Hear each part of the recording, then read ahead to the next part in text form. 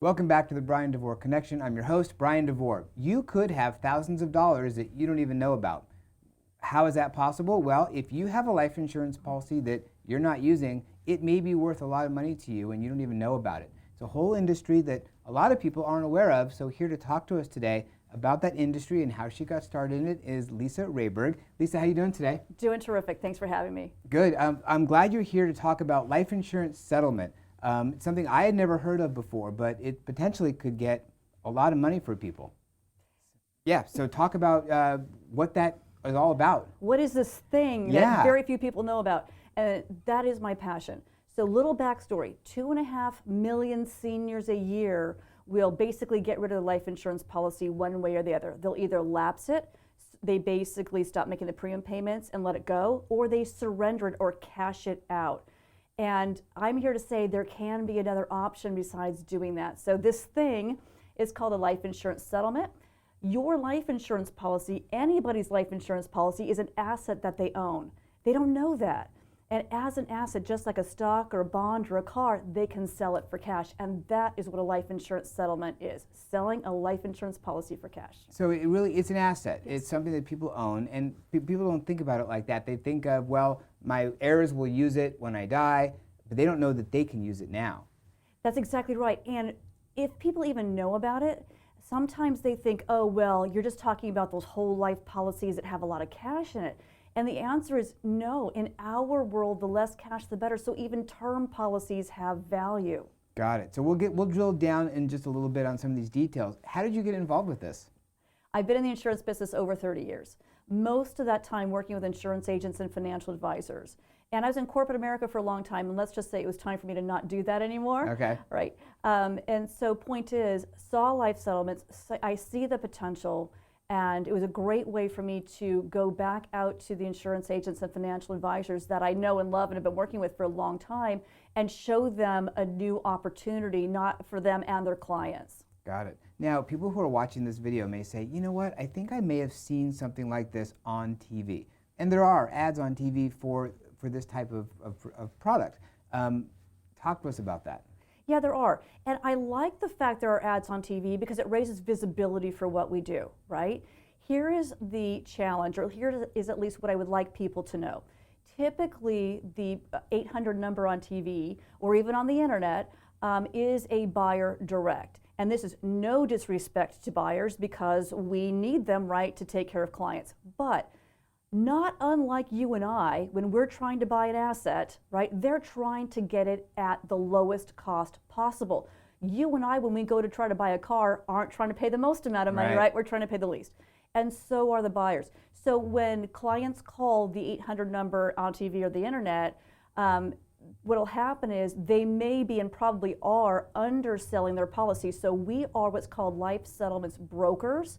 Our fiduciary duty is to a client to market their policy to get the most amount of money for it that we possibly can. So bottom line is, we have access to many different buyers, the ones on TV for sure, but others as well. So we introduce competition, and I know when we sell a policy for our clients that that is the maximum value of that policy in the market. Got it. So let's walk through a scenario. So you're talking to a potential client who calls and says, I have this policy. I'll let you decide for this example how much of a policy someone may call you on that makes sense. How does the process work? Right. So the first answer to your question is about $100,000 of face value or death benefit. And you're going to hear me say the word typically or about a lot because there's no hard and fast guidelines, but typically that's right around what we're talking about. The process is 60 to 90 days for us to properly market a policy. It starts with an application. There's no application fee. And the great news is that we do all the work, right? We have to get a client's medical records. This is how the buyers evaluate how much they want to offer on a policy. We have to get premium projections from the insurance company.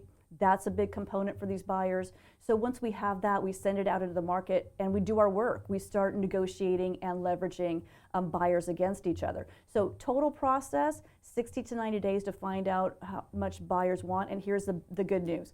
If we receive offers and the client doesn't want to do it, change their mind or not enough money for them or whatever it happens to be, they can just say no and they just walk away. So it really is a free, no obligation appraisal Now, full disclosure, we are paid commissions for our work, but only once a policy is sold, clients have money in their hands. And commissions are fully disclosed in the sale contract. Got it. Who is a good candidate for this? Yeah, typically it's seniors. Now, there's that word typically again, right? right? That's all right. Yeah, the buyers, frankly, are looking for clients with 10 to 15 years of life expectancy or less. If someone's 33 years old and running marathons, this is not going to be the good solution, right? The older I am, the healthier I can be. So typically we're talking about the senior market, but we have clients in their 50s that have fairly significant health issues, so they fall into that life expectancy window. Got it. And so someone is in that bracket, maybe 10 to 15 years of life expectancy. Why would they want to do this? What if someone says, but I have life insurance for a reason? What do you say to them? Great question. So here's where I come into play. 2.5 million seniors get rid of them every year, right? Give you some perspective, only about 3,100 last year sold their policies because they did not know that this is an option. So back to your point, if someone says, I have life insurance for a reason, fabulous, keep it, that's great. But here's where we come into the picture. The client doesn't want it anymore, doesn't need it anymore. It did its job. I bought a life insurance policy 20, 30 years ago, 10 years ago.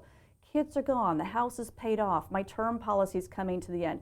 This thing is getting way too expensive for me to maintain.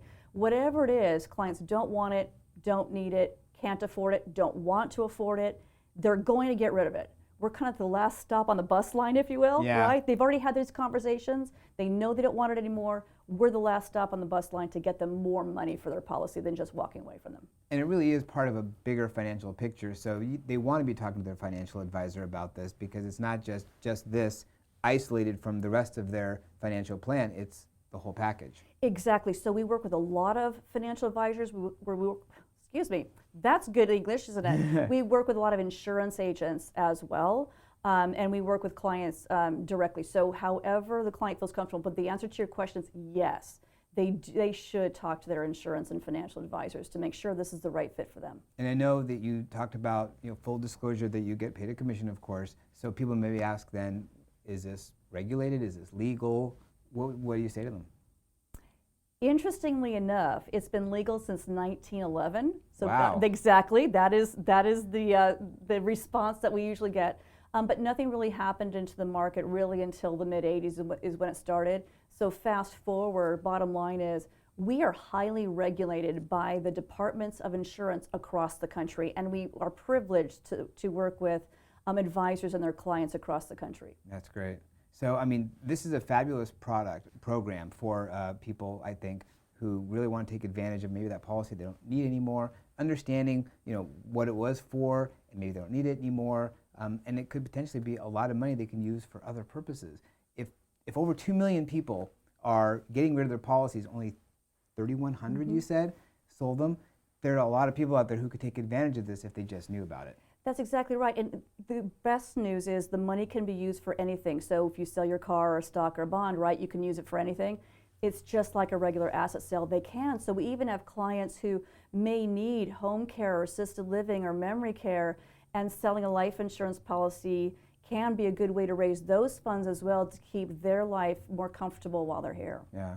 This is just the tip of the iceberg, and so you can contact Lisa. Her information is on screen. Her website, her email address, her phone number. If you are listening on your favorite, on Spotify, your favorite podcast channel, then you can't see it, but you can read it in the caption.